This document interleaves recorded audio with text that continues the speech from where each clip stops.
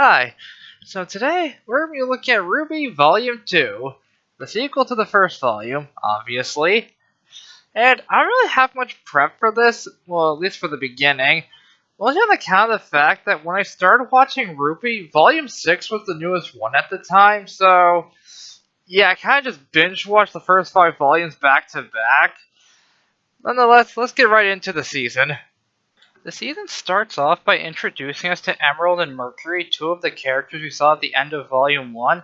And another thing we quickly notice is that, yeah, they actually could make background characters this time. They're not shadow people, so the animation definitely got to step up in quality in terms of that.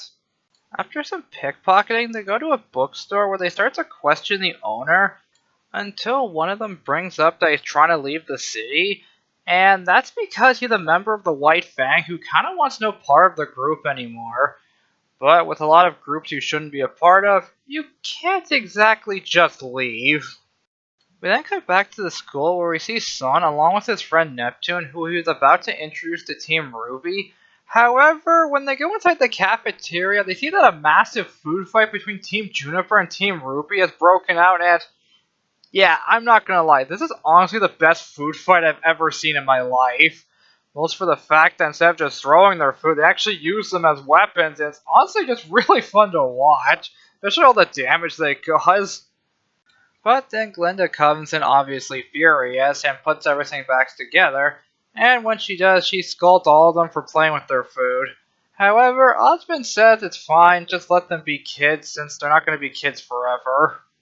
We then cut to a warehouse where we see Roman Torchwick talking with Emerald and Mercury, and we also meet Cinder, their leader, in this scene, and she questions why Torchwick didn't try to kill the deserter earlier, and he says he's been too busy stealing weapons and dust in the meantime. But Cinder says that he doesn't really need to steal all that stuff anymore, seeing as how they have just enough for the next phase of their plan. Torchwick does try to ask what it is, but Cinder says it's on a need-to-know basis. Back at the school, we meet General Ironwood, who's the headmaster of another school that's competing in the Vital Festival. Him and Osmond seem to be pretty good friends. However, Osmond questions why he brought his personal army to the event, despite the fact they're in a time of peace. However, Ironwood points out that the assailant they have gave them intel that tells them otherwise. As Ironwood proceeds to leave, he questions Osmond if his students are ready to fight in a war that might be coming soon, and Osmond says he hopes they don't have to. At the library, we see Team RWBY playing a board game, and while John asks to play, he kind of accidentally blurts out that the intel that Blake would have found has kind of started to spread, and since Blake wasn't really into the game all too much, she kind of just walks away back to the dorm room. When they get back to the dorm, they question Blake what's up, and apparently she still hasn't gotten over the fact that the White Fang was never properly defeated at the end of the last volume. And after some talking, they all come to an agreement that despite the fact they're really young for this, they're going to try and do some investigating and maybe take out the White Fang themselves. But then Ruby runs out to get something she forgot and ends up bumping into 3 new transfer students. And unfortunately, it's Cinder, Emerald, and Mercury who have infiltrated the school. The next morning, we see Team RWBY get ready after class to do some investigating around town. And to cover more ground, they're going to separate into teams. And even Sun and Neptune tag along for the adventure. The first group we see is Weiss and RWBY heading to a communications tower to try and call the Sneed Dust Company and all their robberies to hopefully find a pattern. However, when they get there, RWBY comes across Penny, and she tries to ask her about where she's been since apparently after the fight at the end of the last season, she kind of just disappeared. She says she'll answer some questions, but only in private, which ends up leaving Weiss on her own to get the information. However, since she is the heiress to the Dust Company, it's not too hard for her to get the details. While walking down the street, Penny explains to RWBY that the reason she kind of disappeared was because the person who was looking after her told her to stop making contact with people. And before she could elaborate, her and RWBY come across a demonstration by a hologram of Ironwood, where he's showing off some new robot soldiers. And during the presentation, 2 actual human soldiers notice Penny, and they both start to run. And while running away, Ruby almost gets hit by a truck, but at the last second, Penny comes in to save her. And after this, Penny finally comes clean and she reveals that she's not actually human, but an android. And the reason she's so special is because despite being a synthetic human, she actually has a semblance slash aura, in a way, giving her practically a soul. And she was worried Ruby wouldn't like her after hearing this, but she still accepts her, which makes her very happy. In her excitement, she ends up telling Ruby how part of her funding came from General Ironwood and she was mostly designed to be a robot to eventually save the world. Ruby questions why she would need to, seeing as how they're in a time of peace.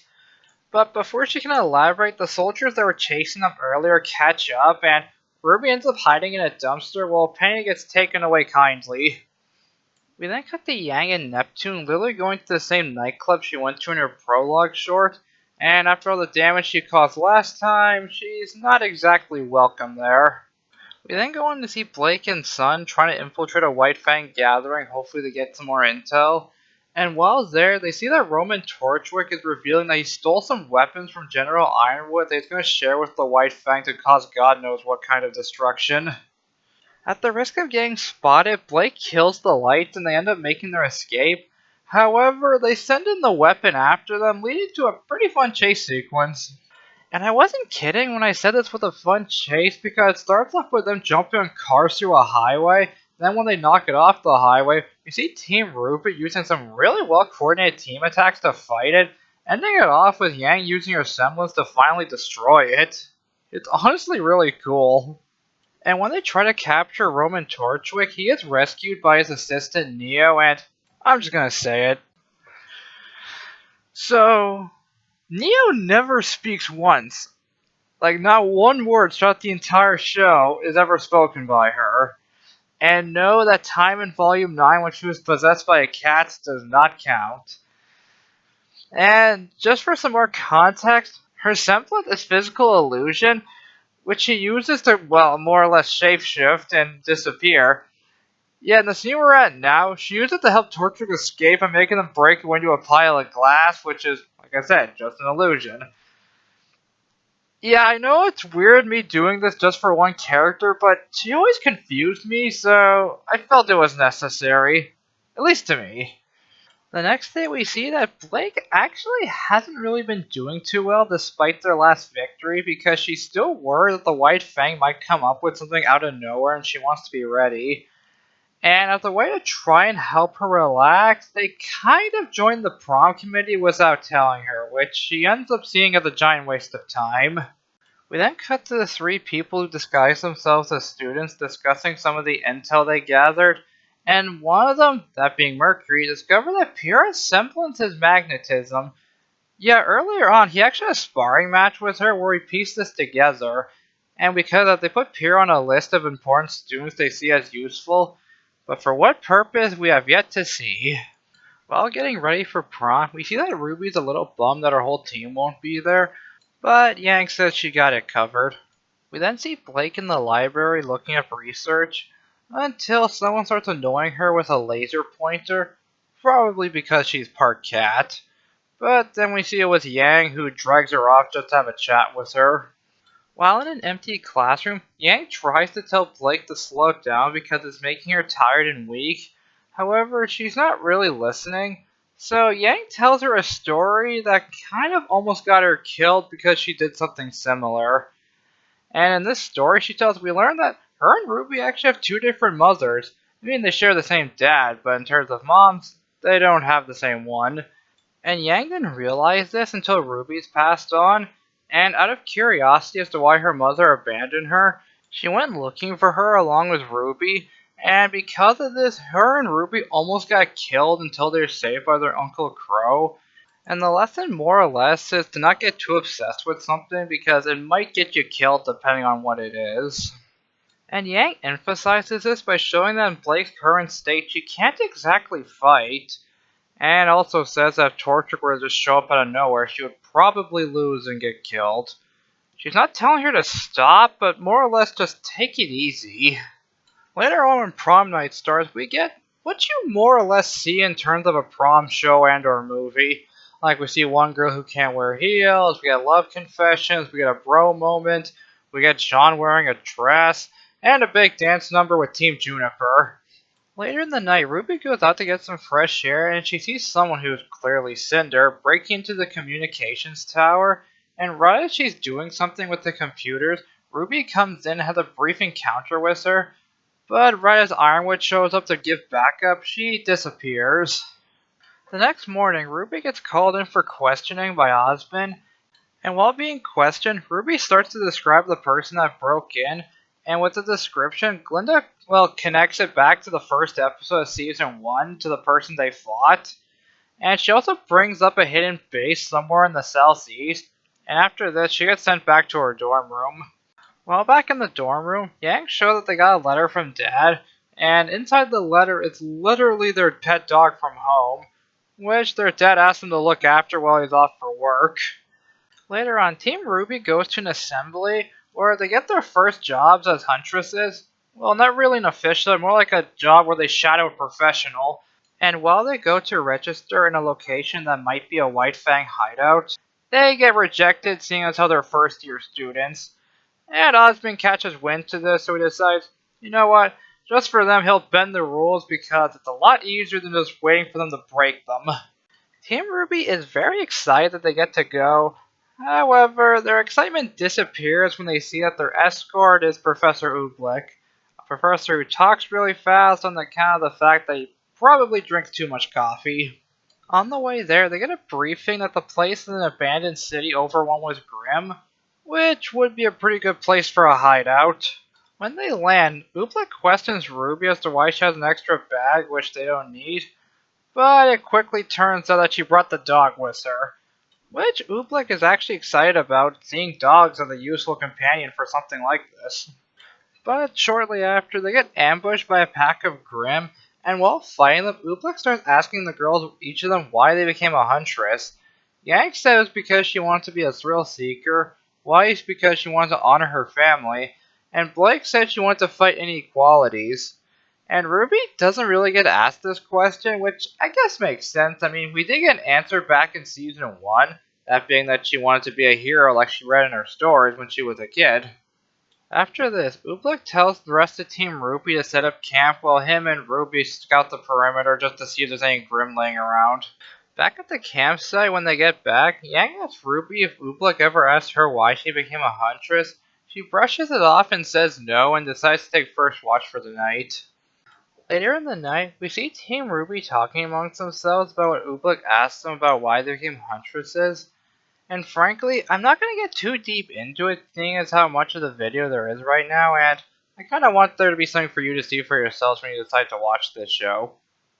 And even later in the night, their dog goes out to pee, and while Ruby takes him out, she sees a member of the White Fang wandering around, and once the coast is clear, she tries to call her team for backup, but due to a low signal, she tries to go physically. However, a sinkhole opens up under her and she ends up falling into it, seeing even more of their base. And she also leaves her weapon behind, which leads to her getting captured. But thankfully, it doesn't take long for Team RWBY to realize she's gone, so they go out looking for her. And while Ruby is being dragged off, we even see that Tortrick is down here too. Ruby does try to escape, but unfortunately doesn't get very far. But she doesn't really have to worry too much, seeing as how her team thankfully shows up shortly after. And while the fighting breaks out, Tortrick says to load everything onto a train and get moving. And while Ruby conveys it to the rest of her team, Professor Oobleck says that the train tracks lead nowhere. Nonetheless, they decide to stop the train just to be safe. While on the train, they find a bomb on it, so they head to the next cart while it blows up. However, they see that the other carts also have bombs, confirming that the whole thing is riddled with explosives. After one of the cars blows a hole in the roof and Grimm starts seeping in, Oobleck pieces together that their plan is to lead a bunch of Grimm into the city, seeing as how the track used to lead to a town right before it was closed off. So they decide to split into two teams, one to try and disarm the bombs, and one to just flat out stop the train before it gets too close. However, this proves to be easier said than done, seeing as how they have more of those mech tanks we saw at the beginning of the season, and when the others go inside the train to try and stop the bombs, we see Neo when Yang tries to fight her, but unfortunately doesn't even land one single hit on her. As they keep moving, Weiss ends up fighting a guy with a really long chainsaw, and Blake ends up having a rematch with Torchwick and actually does far better than her first encounter. And after Yang gets knocked out by Neo, a person in a really creepy mask comes in to save her, and when Neo sees her, she just flat out runs away, and the person in the mask literally cuts a hole in space and just leaves. They later on see that they're too late to stop the train, so Weiss creates an ice barrier to keep them all from getting killed. And after the crash, they wake up in the town square close to their school and they see that it's overrun with Grimm coming out of the hole that they just exploded out of. And the next few minutes is just literally one giant fight sequence between Team RWBY and the Grimm. Okay, that was a slight lie because even Team Juniper shows up, Sun and Neptune show up, General Ironwood's army, and even another team we've only been seeing in the background this season. I know they have a name, but frankly, they don't really contribute much in the story as a whole. I mean, yeah, they have cool designs, but that's pretty much it. And once it's all done and over with, the day is saved. Afterward, Team RWBY starts reflecting on all they've done. They know there's still a lot of questions left unanswered. However, they did get a bunch of people that are part of the operation thrown behind bars, so it's at least a start for them. And with that, they all decide to get some good rest. We then go on to see that General Ironwood has Roman Torchwick in custody. He tries to question him, but unfortunately, he doesn't want to cooperate. Well, at least he doesn't want to take it seriously. And with that, he just leaves him in his cell. And afterward, we see that Cinder and her group meet up with the leader of the White Fang, that being Adam, and the season kind of just comes to an end. I mean, we do get an after-end credit scene where Yang meets up with the masked person from earlier, and when she takes her mask off, she kind of looks like Yang, emphasizing that this might be her mother. And then it just abruptly ends right there. And that concludes RWBY Volume 2.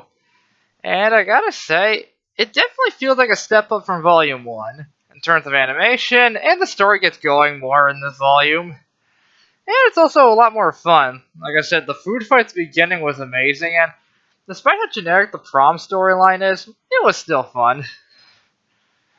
That being said, next time we'll look at RWBY Volume 3, as well as my RWBY physical media collection. Yeah, I know I'm going to stop at 3, and I did kind of explain why in the first video. And I'm not going to explain again here to beat a dead horse, so I'll just briefly do it again in the next video. So, I'll see you then. Take care.